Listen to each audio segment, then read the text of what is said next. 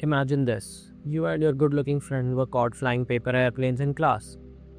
Your friend's paper airplane lands directly on the smartboard in your classroom, just as your teacher walks in. The teacher asks the both of you which one of you started flying the paper airplanes. You point to your friend while he points to you. The teacher decides to trust him over you. Why is that so? This is often referred to as lookism or the halo effect. It is basically the notion that the better you look, the more people may unfairly favor you. It may be in school grades, in work, or in daily life in general.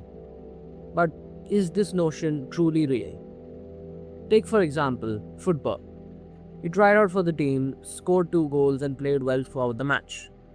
Your good looking friend played poorly, barely strung together 2 passes, yet he was the one that got picked. Why did that happen? He's clearly not better than you, so there must be something else at play. Take another example. It's result day. You've done all your assignments, done well on your exams, and have been disciplined year round. The popular guy in your class has barely done any assignments, did okay in the exams, and has been caught for mischievous activities at least 7 times throughout the year. When you get your grades back, you get a B. You're okay with that. Maybe they graded people strictly. But the popular kid got a B as well. How is that possible? You outworked him the whole year and were even disciplined. So what went wrong? Let's look at arguments for this notion scientifically for a start. Psychology points to something called the halo effect. Psychology refers to it as a cognitive bias where beauty, which is often a positive trait, influences people's perception of other unrelated traits. People often think that if a person is good looking, they must have other positive traits as well, such as kindness, altruism, intelligence, and sociability. Attractive people are often considered to be more trustworthy and honest because of external physical traits like beauty, which have no relation whatsoever to internal personality-based traits such as these. Also, due to receiving constant positive feedback and affirmation from a young age, better-looking people often develop higher levels of confidence and better social skills, which then contribute to people thinking that they're inherently more capable. Take the example of the football selections. Your good-looking friend was probably more confident when talking to the coach and also more confident on the pitch. That leads the coach to perceive him as the better player when compared to you. Although that's not fair, human psychology says that it may be true. Anthropologists and evolutionary biologists say that pretty privilege is often rooted in mate selection psychology.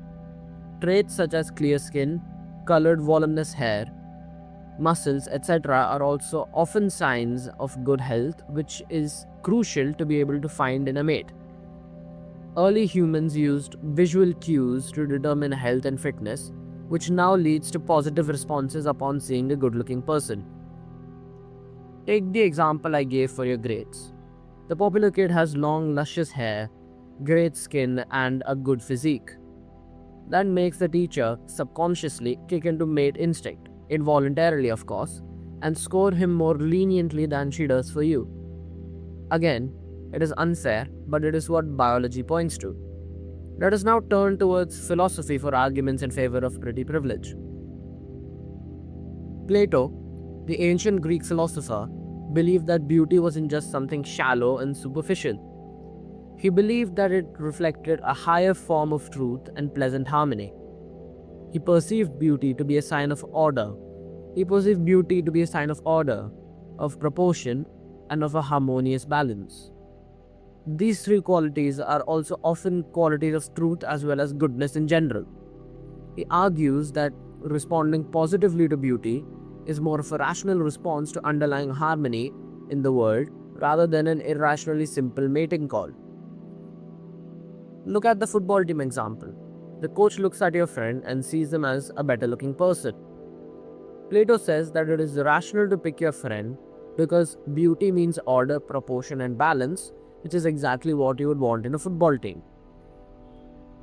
Hedonic value argument refers to the position that humans naturally seek comfort and pleasure as opposed to discomfort. So humans would rather look at a person that looks good rather than someone that doesn't, because the better looking person causes a dopaminergic response which makes people want to be around them. This is the same reason why people prefer working in cleaner, more aesthetic environments as opposed to cluttered, dirty ones. Take the grading example. If you didn't present your exam in an aesthetic way, such as by underlining the keywords or by writing in good handwriting, that causes the teacher to feel not as compelled to check it properly as opposed to another person's paper that may have presented it properly. For example, your popular friend may have presented his paper in an extravagant and fancy manner, which causes the teacher to think he's more correct more often. Any argument, though, has to have counter-arguments as well. First, let's look at biological counter-arguments. The too hot to trust effect talks about how, while attractive people are assumed to be better, they can sometimes be viewed as less trustworthy or selfish because they seem too good to be true. This can lead to suspicion and reluctance to form deep, trusting relationships. Take a new example. It's your first day in school and you begin talking with a few people. You see a very attractive guy. What do you assume? You may think that he may be rude or selfish or a bad person in general, even though that may not be the case. There's also a certain type of cognitive dissonance which shows that while attractive individuals may receive good publicity, they may face more jealousy or resentment and dehumanization from other people. This can lead to significant mental health challenges for the attractive individual for something they can't control. Going back to the first day in school example, you immediately resent the person just because they seem so attractive that they must be a jerk. They don't even get a chance to talk to you without being seen as a negative person. Let us now look at philosophical arguments as well to better understand this notion that is against the original one. Kantian ethics states that people should be treated as ends in themselves rather than a means to an end. Pretty privilege treats people more like objects rather than humans because the first thing you see is how attractive they are. You can't understand them properly because you have this notion that attractive people don't face any or at the most tiny hardships. Look at the first day at school example again. The attractive guy may have some underlying problems that he can't share to anyone because people think attractive people have life way easier. He would never be able to share, for example, his problems at home because he would be easily dismissed by his friends because you look good, just live life. Due to attractive people hitting the genetic lottery and being preferred by most people, when they go to job interviews, they have a higher chance of being hired even if they have less qualifications. This causes them to have something similar to imposter syndrome, where they feel like their only good trait is being attractive and they're being given things just because they look good, which makes them feel like they didn't earn it. In conclusion, yes, pretty privilege is somewhat real and definitely helps people get to certain positions faster than others. But at the same time, the good-looking person may be objectified to the point where they can't even share their feelings freely. What I suggest is to treat people like humans rather than just a good face or a bad one. While looks do matter, try to give equal weightage to looks and personality and not give too much weightage to either. Thanks for watching this video.